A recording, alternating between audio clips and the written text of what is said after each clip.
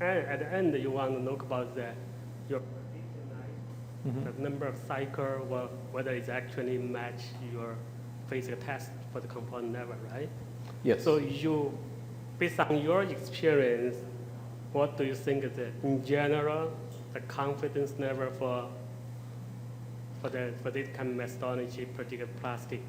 So in my experience, we have been working with different customers on fatigue in plastic and composites, and most of the times hand calculations doesn't represent the life of plastic very well, because as I mentioned, the hand calculation maybe is more applicable to metals to give you the crack initiation time, but for plastics sometimes they develop a permanent set and then the part lasts forever.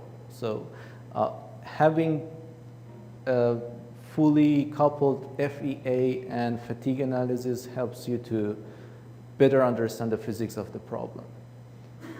Okay, thank you. Okay, last question. Sure. So for your two-pound material, do you have a fatigue material database already set up? Yes, yes. So we have a testing facility. So we can do both coupon level testing and component level testing. So for all of our material, we are developing accurate fatigue data. Okay, thank you. Thank you.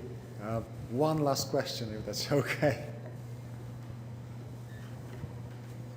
Hello. A couple of questions. The first one is, can you include processing effects, in particular weld lines, in your fatigue prediction? Yes. So that's for field polymers, for short fiber composites, we are using the mold flow analysis and couple it with the fatigue analysis. So I know DGMAT is a very popular tool to study the fatigue, but we are working on this coupled approach for the short fibers as well. So DGMAT still is using the same fatigue methodology that FESAFE has, and they only consider the elastic part. So, and we are trying to develop on that topic as well. Okay, and the second question is, for short fiber film materials, you're coupling DGMAT with FESAFE? So FESAFE right now is not coupled with it. DGMAT has its own built-in fatigue engine, and you can use it as like an encode, but DGMAT I think couples with encode. But it's going to be the same story. It's going to be an uncoupled approach. You run it through one cycle. You run your component through one cycle, extract the stresses, and use those stresses to generate the life. But there is no coupling. There is no progressive damage effect still. Okay, thank you very much. Okay, thank you. And we're back to discussing the welds. Our next speaker, Dr. J.K. Hong, is a technical leader of Center of Welded Structures Research. He has been employed by the Battelle Memorial Institute since 1997. His main research interest areas are advanced design method and analysis procedure development for welded structures. He has also extensive experience in weld-related issues such as mitigation techniques, repair welds, fitness for service, and so on. He's the co-inventor of the Battelle Verity Mesh and Sensitive Structural Stress Procedures, for which he holds 3 patents. He has a doctorate in welding engineering from the Ohio State University and a master's and bachelor's of science from the Yonsei University in Seoul, Korea. And as you'd probably guess, he'll be talking to us about weld fatigue. Okay, thank you, Chairman.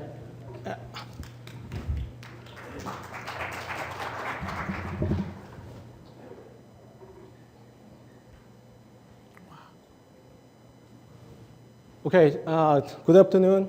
My name is J.K. Hong from Battelle. Yeah, today I'd like to talk about how to use the Verity technology to the weld fatigue evaluation, incorporating the weld improvement techniques. So this is the outline. First, the bullet shows the What is the Battelle structural stress method? I just briefly mentioned that. Even though the presenters introduced a little bit about that, so I just have prepared the slides, so I just also mention a little bit.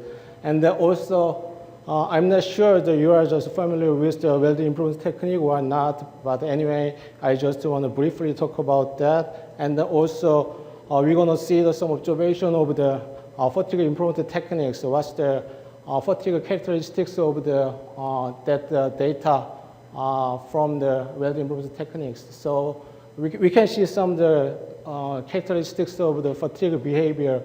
They show some cases shows the load ratio effect. Some cases showed the change of the SN slope, and then also the collecting the open literatures, and we just have constructed the design, the master SN code for weld improvement technique cases, and then final bullet is showing some of the concluding remarks. And then the Battelle structural stress method. Actually, so you can see the left side. That's the actual stress state at a joint, and the loading is applied. The hotspot location is welded toe, and then stress distribution into surgical direction should be the very highly nonlinear distributions. This stress state can be decomposed by two stress components. The one is the structural stress, that is satisfying the equilibrium conditions, and then as you can see, as the top part is just the linearized stress in the pseudo-cyclic direction, and then we can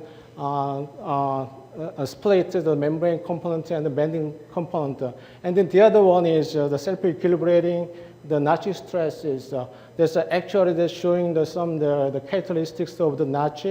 So actually the stress distribution into pseudo-cyclic direction becomes zero. So this one is not affected by the magnitude, but this is showing some the characteristics, especially the bending effect. So using these stress distributions, and then we are just constructed the master SN curve. Actually, as you already know, the Battelle structural stress method, the Battelle method is now mass insensitivity, and it's showing also the stress is calculated from the nodal force and nodal moment, not the direct output of the stress from the FA solvers. So here we are just introduced the structural stress, the parameters. That is, you see the three of the parameters. The first one is, So the first one is delta sigma SA is just come from the structural stress. That is, as you can see, there's a stress concentration effect, and also the T star 2 minus m over 2 m's power, that shows the thickness effect. And then the other term is come from the notch stresses, that is IR functions.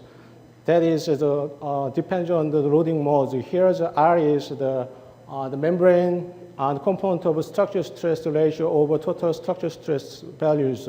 Here the IR function is actually this very complicated integration from using the two-stage crack growth law, and that is expressed by the stress, fracture mechanics, the concept, the stress intensity factors. This one is using the semi-elliptical surface crack, the equations. And the M is now the slope of the crack growth rate, the data. In this time, in Battelle analysis, the M becomes now 3.6 for the failure due to the normal loading. So this technique has been adopted by the coordinate standard. As you can see, the right is right. Yeah, right side, and then that is the conventional representation of the SN data. That is including the different joint type and then different loading modes and then different size of the specimen that put together. As you can see, they have the big scatter band. But once you're just using the structure stress method and then using the equivalent structure stress parameters on it, and then this whole data set becomes consolidated to each other, and then from the very small low cycle fatigue regime to the high cycle fatigue regime, you can see all the relation becomes linear in the log scale. And then that all the data, now about the 1,000 data set, that's the standard deviation using the statistical analysis. That becomes the less than 0.25. Now you can see this table in the low side of this slide, and then that is now the mass descent curve coefficient that is adopted by the coordinate standard. Now they have three there's the logos there. There's the ASME and the API, and then recently the Bureau Veritas. That's one of the class body of official structures and the ship structures. They have published this documentation in the year 2013. So now this one is just a generalized procedure for the linear shell plate element method using the structure stress method.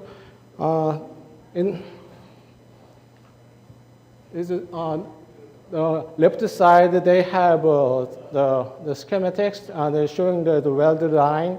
There's a thick line along the N1 to the Ni, and then also the element in front of this the welded line.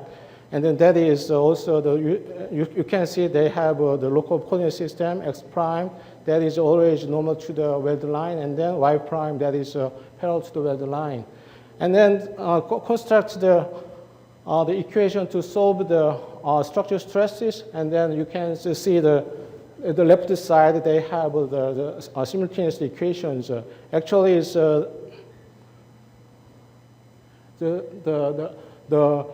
right side, the vector, the capital F1 to the capital Fn, that is the nodal force from the FA result, and then the next part equal, that is the geometry parameters, that is come from the model, and the L1 is L2 is element length, and then another vector of lowercase of F1 to the Fn, that is the line force information, that is unknown values, and then using the simultaneous equation, and we can get the F1 to the Fn of lowercases. And then structural stress can be calculated from in normal direction. That is, the normal means the crack is opening to the X prime direction. And then in plane shear is crack is growing along the weld path line. That is the Y prime direction. So that we can also having the mode 2 failure, but usually is very small and ignored. And then with my presentation, we are just focused on the mode 1 dominant failure, so we are just not considering the mode 3 failure cases in this time. So now talking about the weld improvement technique, the main ideas of the weld improvement technique is now, as the yield strength at the welder, that is always very high strength, high residual stress, that value is near the yield strength. So now this is the stress level make the lower stress level. That is the kind of stress improvement. And then that case now there usually is make that weld toe region, the stress becomes the compressive residual stress is due to using the HEMI peening or the ultrasonic impact technique, something like that, and they change the residual stress distribution and the location. And then the weld defect. As you know, the weld toe or weld root location has always have the kind of very small, the crack-like defect. So that is act as the initial crack initiation. So that we can just remove the region, and then so the weld quality becomes improved. And then anyway, they change the geometry at the weld toe location, so the high stress concentration becomes reduced. So the now application, traditionally, the toe grinding and the TIG dressing, the HEMI peening, the profiling, shot peening, and so on. The many techniques has been applied to the welded structures, and recently, the high frequency mechanical effect, such as ultrasonic impact technology or the ultrasonic peening, that technique is now the more attractive to the the industry because this can be the equipment size is very the portable right now. So the improvement technique that we are talking about is now in the blue, the colored the bullet. Now the improvement weld profile is a toe grinding, and then TIG dress. The toe grinding is the material removable by the grinding, and the TIG dressing is the material removable at the weld toe by the remelting of the material. And then the second one is improvement of residual stress conditions. That is now the making the compressive residual stresses. Now the pinning that I'm talking about the hammer pinning, and also we are talking about the high frequency mechanical impact. That is well known as the ultrasonic impact technique. So this is a typical weld profile at especially the toe location. That is reported by the Pedersen in 2009 in IAW documentations. The As-Welded, that is, you can see very well the shape, and then the TG is a toe ground. You see the toe ground or toe location, they have the ground out and they make the round shape. And then TD is a TIG dressed, and then you can see the welded toe location shows another the level of the melted zone. And then HFMI, and also that is applied to the welded toe location, and then the shape was changed. So anyway, the TG, TD, and the HFMI, that's all the change the geometry of welded toe location, and then especially the HFMI that shows also additionally the residual stress at the welded toe becomes compressive. So before reaching to that, we are just talking about a little bit about the stress relieved case. The stress relieved is just the as-welded stresses, as-welded condition, but the stress level becomes low, such as the heat treatment or something like that. No geometry changed. So this is reported by TWI in the 1982. So they have one geometry type, and all the specimen shows the half-inch thick, and they have 4 different the steel materials, and then now they have top 4 shows the R becomes -1 to the positive 0.67, and then the next 4 shows the empty symbol, that is the stress relieved case. The top one shows as-welded, and the lower case, low 4 data set shows, empty data set shows the stress relieved case. And then as you can see, all the data, except one set of data, that's all the data becomes consolidated each other. Here, the R equals 0, 0.5, 0.67, and all case, both as-welded and both stress relieved, and then also the R equals -1 as-welded cases. So only the one case, the R equal to -1 is just deviated from that general trend. So what's the reason? Now the stress relief means that all the high level of the residual stress becomes lower, and then now the loading is now touching to the compressive zone. So now that shows the load ratio effect. So using this information, we have developed how to apply the load ratio effect into our structural stress method. So that is, we just introduced delta K star definitions. That is published by, I think it's more than 10 years ago.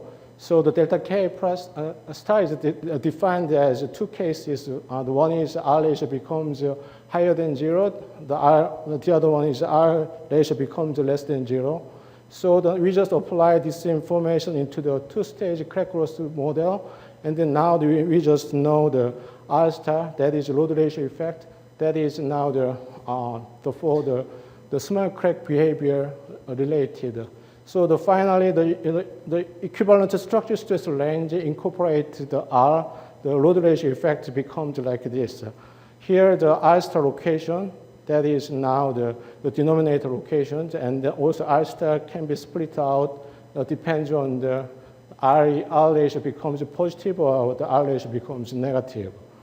So once we just using this information go back to the TWI data, So now they're using the As-Welded case, we just apply the structure stress method without using artifact. The stress relief case, we just applied the equivalent structure stress without considering R. However, the R becomes smaller than 0. We just apply the R star effect on the equations. So now you can see all the data consolidated each other and then also compare with the master SN curve. So that means stress relief case data, the original behavior is similar as As-Welded cases, except R equal -1. But once we just using the R star correction, so the all data now becomes consolidated each other and then match with our master SN curve. So now the inverse slope of stress relief case is the same inverse slope of the As-Welded cases. Now we are just move to the welding improvement technique. Now the variation loading cases. So now this one is the cruciform joint. R ratio becomes 0, -1, and 0.5. And then the lower right side, the plot shows the As-Welded cases, 3 different R. Now that you can see the data scatter band, so that they have the R effect is clearly. The next one is now that is a HEMI pin, the 3 different the R ratios. Now you can see clearly the strong R effect. You can see also that indicates there's the As-Welded one, so the comparison. The next one is a toe ground case. The toe ground is another type of the welding improvement technique. However, in this case, doesn't show the R effect in the SM behavior. So from here, the HEMI pin case, that the fatigue behavior is kind of function of the R. However, the toe ground is not sensitive to the R effect. So now we just combine all the data from the welding improvement technique and compare with our master SN curve for the As-Welded cases. Now you can see all the As-Welded case data is now the slope is now the shallow than the master SN curve slope. So we are just check what is the general slope of this one. That is now the inverse slope becomes 4. The master SN curve slope is inverse slope is 3.125, but this is 4. And then from that means welding improvement technique is now I just marked in the life of the 10,000 cycle. It's longer than 10,000 cycle. The welding improvement technique is working. But the smaller than 10,000 cycle, the welding improvement technique doesn't work. So always the welding improvement technique is applied to the high cycle fatigue region. And also we are just using this information to the construction of the master SN curve. So now, okay, we just observe the data, but now we just see what's now the public domain available documentations. Now we are just taking a look at the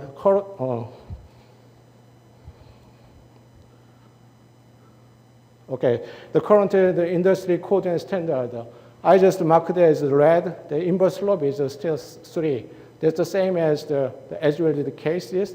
For the welding improvement to the guidelines for bore grinding, the TIG dressing, and the HEMI peening and needle peening, that all the same the inverse slope we are using. And then the IIW shows the second slope at the 10 million cycles. However, the general slope is now 3. This is just come from this is the published the IIW recommendations that authored by the Hobart, and the next one shows the DMV, the RPC 203. The guidelines tell the same stories about the first slope is inverse slope becomes inverse slope becomes 3. So now this one shows the comparison of the current the code and standard recommendations, and then Barrett method the calculated value using the Barrett method. So now I compare with the 2 improvement technique, the toe grinding and then TIG dressing. And then IIW, that is the design curve, mean minus 2 sigma standard deviation. That curve, at the time, there's this number, 1.3 and 1.3 is the factor on the stress ranges. That is improved, like this. And then DMV, that is still the M equals 3. And then now, using the recommendation shows 1.52 and the 1.52. That is design recommendations.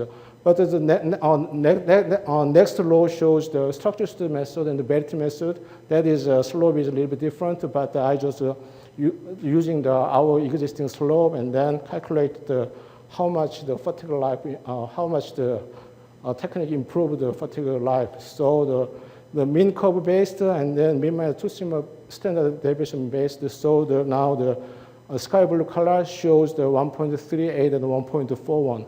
Our structural stress based the prediction and then the design curve located between the IIW and the DMV the guidelines. So now the standard deviation of data, our data and then number of data set is what I have investigated in the 333 for the toe grinding, and then TIG dressing case is the 82 data. Now the standard deviation is almost the same, the 0.27. So now the move to the Peening and the HEMI cases. Now the IIW that indicates that they have the categories based on the yield strength. Now the 1 star and the 2 star is based on the yield strength level, and then that value becomes 1.3 and 1.5, and the DMV shows 1.59. Our calculation is 1.5 and the 1.35. For the HFMI is 1.25 to 1.10, and then but there's now the scale band is 0.3 to 8, 0.367. That's very big. But once you just applying the R effect based on our observation in the previous testing result, so now the standard deviation is much improved. That means the data consolidation becomes much improved. So now the fatigue life improvement is still about 1.25 and 1.4 for the HEMI Peening and also HFMI cases. So still in this case, that the design curve is located between the IIW and then DMV guidelines. So here we can see the HP and the HFMI shows a high, the strong R effect is observed. So now the FA, the procedure from the references. Now as you showed the weld towards geometry, due to the different the weld improvement techniques, they have lots of differences. However, this technique is now already the procedure is well documented in the guideline. Our result is followed that guideline, and then that testing data is already validated and approved. So our data is always if we are just using the different resources, but the procedure assumed as the identical procedures for each specific cases. However, in the FEA analysis, actually, as you can see, some of the clips, so the weld toe location shows the different geometries. It depends on which weld improvement technique applied. So this one may help to calculate the stress concentration at the location, but that shows the case by case, and then it has difficult to apply this model into the design. So our recommendation is now, regardless of what kind of specification we are just using, we're just using the one FA model, just as well as the nominal weld shape. And then calculate the structural stresses, and then the Battelle calculation, and then apply that value into our design code for the weld improvement technique. This is much simpler. So now this is our database, Battelle, the weld database result. So this one is the toe ground cases, and then now the inverse slope we just set to the the 4.0, and all data set is 333, and the standard deviation becomes 0.3. The R ratio is applied from the -1 to 0.25. Similarly, the TIG dressing cases, we can generate like this. And then also the Peened cases, in the y-axis, you can see the effective current structural stress divided by the load ratio effect. So once you are applying the R ratio, that becomes data consolidated like this. The R ratio applied from the -0.5 to 0.5. All data set we analyzed is a 65 data set. And then the HEMI, the data set is 209. The standard deviation is around 0.33. Okay, that is we just construct the mass estimate curve for the 4 different weld improvement technique. So what's the comparison between the technique? So this one shows the As-Welded case versus the toe grounding, and then TIG dressed case. The As-Welded case is inverse slope is 3.125, and then improvement case is m equal to 4. They have some deviations, and then you can distinguish which one is toe grinding, which one is the TIG dressed. So now they are the mean curve and the mean -2 standard deviation curve. They are just overlap each other. So as I just indicated in the box, that the mean curve from these two techniques almost identical to each other. Also, the mean -2 standard deviation curve is almost the mingle of each other. And the next one shows the HEMI Peening, and then also HEMI technique. So now you can see the As-Welded case is no R effect considered, and then now the curve is already implemented the R effect on that. So here's the mean curve and the mean -2 standard deviation curve, and then you can see the two lines of each is the slope, the curve. So now the HEMI Peening case shows a much better fatigue life than the HEMI, and then even the mean -2 standard deviation showed a similar trend. So now the concluding remarks, and then now we are just generating the design mass estimate curve for weld improvement technique cases. Now the inverse slope of the design curve now becomes 4. This improvement technique that becomes effective when the life becomes longer than the 10,000 cycles. And then now the toe grounding and the TIG dressing, only the geometry changes, doesn't show the R ratio effect. However, the residual stress is changing into the compressive zone. So now that shows the strong load ratio effect.